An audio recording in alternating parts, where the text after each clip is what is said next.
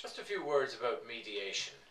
Now, mediation is something that's come in only recently. It was always there, but in terms of Irish law, in the past year or two, this is the new idea, and people are looking to see the areas where it can be used.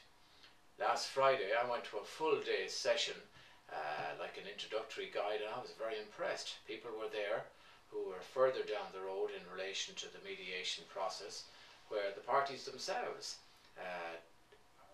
get their own dispute and their own arguments across the table, and the mediator's job is to see both arguments, try and get some common ground, try and see can it be sorted out between the parties.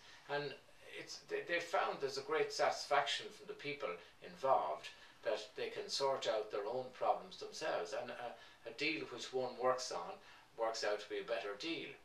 As you know, the older system is go to court. People may not have been there before, they're fearful as to what they'll say, and will they damage themselves, what will the judge be like, will they be nice, will they be nasty, all sorts of preconceptions are all built up there. But with mediation, you're sitting in a room, they have an opening statement from both sides, the mediator may break the parties into two separate rooms, discuss the main points with one side, bring them to the other side if they're allowed to do so, and generally try to tease out a settlement, right? It can be cheaper because there's less time, there's less people. It can be simpler they can be employment area disputes, there can be family disputes, there can be disputes over wills between members of the same family. All these are all issues. The government, for their part, are trying to bring in this into various types of disputes, and you'll see coming in court applications to say, Judge, can we transfer this out of court into a mediation situation?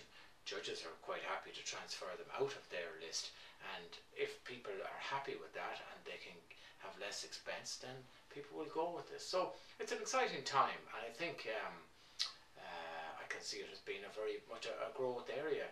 Some people say you need somebody to go with you.